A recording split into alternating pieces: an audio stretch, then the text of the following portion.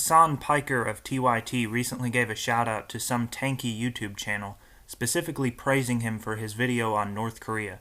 The video is a sickening and pathetic attempt at denying the human rights abuses of North Korea. It also seems that a large part of the video was plagiarized, which I'll talk about in more detail later. Before dealing with this dumbass video, I will give my judgment on Hasan Piker, which is that I realize he's a stupid piece of shit, and you'd have to be insane to take him seriously. All it takes is one look at that bovine, empty stare to know this guy is a fucking moron. He doesn't know anything, he's never read anything, and he's incapable of fact-checking. He has better things to do. He has to look cool and play video games. It's no surprise at all that this idiot is getting his information on North Korea from some cartoon character on YouTube. I have extensive hours and hours of North Korean documentaries that I've watched.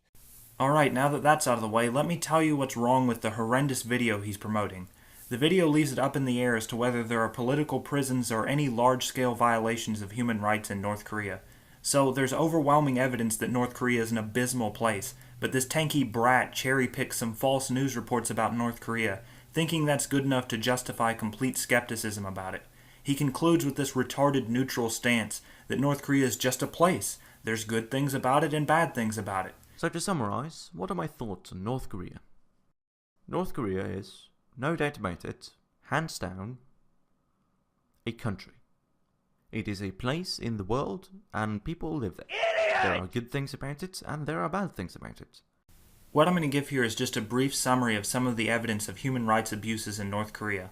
A lot of the evidence comes from defector testimony, which the smug tanky kid tries to call into question. He says some of it has been shown to be erroneous, and that the defectors have an incentive to lie, which is to make more money off their stories. This isn't good enough to explain it away because there's just so much testimony that experts have deemed credible. The UN conducted over 240 interviews for their report, and HRNK interviewed 60 former detainees. Much of the testimony is corroborated by other witnesses or satellite imagery. Another thing is that North Korea could try to refute the claims about prison camps by allowing human rights organizations to access them. Of course, they've refused to do that and have instead responded to a UN report on their human rights abuses by calling the author gay. He then says that some of the defectors want to go back to North Korea, but there are several facts I want to emphasize here. Most of the defectors don't want to go back, and of the ones that do, many of them have families there which North Korea sometimes threatens. Also, some of the defectors who want to go back were among the wealthier North Korean citizens. Lastly, North Koreans have a below-average experience of South Korea because they're discriminated against. Now, I included this fact despite knowing that North Korea apologists are going to malfunction and get the wrong idea from it. So let me be clear about this. The fact that North Korea doesn't discriminate against people for being North Korean does not make them look good in comparison to South Korea. Those are pretty much the only people North Korea doesn't discriminate against. There is ample evidence that they're extremely racist, and their treatment of South Koreans is far worse than South Korea's treatment of North Koreans. Another piece of evidence that North Korea is fucked is that their own criminal code is against human rights and in violation of the ICCPR, which they agreed to. For example, they have laws against freedom of assembly and expression. The fact that North Korea has abducted foreigners is well documented, and Kim Jong-il even admitted some of the abductions occurred. I'm going to read a quote from Taken, which is a report on the abductions written by HRNK.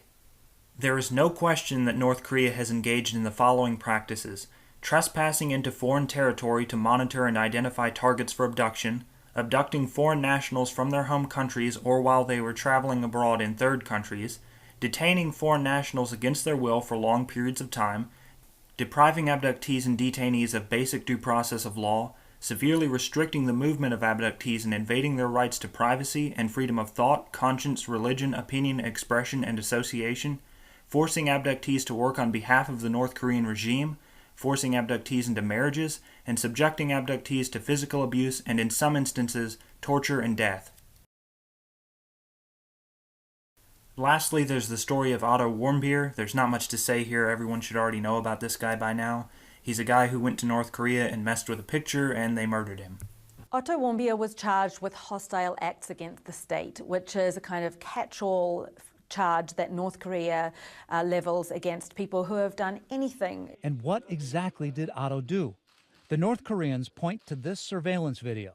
They say that's Otto on that infamous forbidden 5th floor of the Yanggakdo Hotel, attempting to steal one of those propaganda posters. But the video's so grainy, nobody really knows if it's him. It's unprecedented to actually do something to a poster with a great leader on it. This is a major crime in North Korea because defacing anything that has a picture of great leader, dear leader, it's punishable. The following month, he was marched in front of TV cameras and made a so-called confession. I understand the severity of my crime, and I have no idea what sort of penalty I may face. The confession that Otto Warmbier gave before the cameras early last year, it seemed scripted for him. I never should have allowed myself to be allured by the United States administration to commit a crime in this country. He admitted to a really bizarre range of things, like belonging to a secret society, stealing this poster on orders from somebody in a church. It's incredibly clear that it was a performance. Please, I have made the worst mistake of my life. For his friends watching it back home in America, the only thing real were his tears. Another month passed, and Otto appeared in a North Korean court, this time to learn his fate. North Korea runs these kind of sham trials. Yes, it was less than 1 hour. Otto had no defense. You know, he was guilty before he went into this. Please think of my family. I'm the oldest son in my family. So, to sum it all up, 1. North Korea is actually a terrible place. This isn't just some giant conspiracy that can only be exposed by social media educated children. And 2. Hasan Piker's face exudes bovine stupidity. Recall that at the beginning of this video, I said that the video I'm responding to is plagiarized. The reason I'm saying that is because whole sentences and paragraphs in the video can be found almost verbatim in a Wikipedia article which he never cited.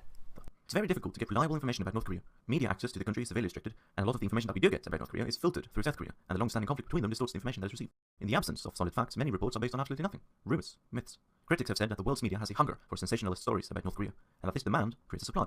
Defectors are often cited anonymously to protect their identities, which makes it difficult to verify their information. Felix Abt, a Swiss businessman who lived in North Korea, argues that defectors are inherently biased. He says that 70% of defectors in South Korea are unemployed, and selling sensationalist stories is a way for them to make a living. He also states that the overwhelming majority of defectors come from the North Hamgyong province, one of North Korea's poorest provinces, and they often have a grudge against the North Koreans who aren't poor, like the citizens of Pyongyang and other nearby provinces. Hyung Bo-leung has said that some defectors embellish or fabricate their stories to sell books or star in documentaries and so on. Representatives of the defector community in South Korea have also expressed concern about the unreliability of defector testimony. The journalist Jong-un has said that she has encountered numerous inconsistent stories when researching defectors over 16 years. She noted that cash payments for interviews are standard and have been increased over the years. The more exclusive or emotional the story is, the higher the payment. Back in 2012, international media outlets were reporting that North Korea had claimed to have discovered evidence of unicorns. The announcement made by North Korea was about the archaeological discovery of the so-called unicorn lair, which is a poetic term for the ancient capital of King Jong-il of Goguryeo. North Korea never once said that they had discovered unicorns.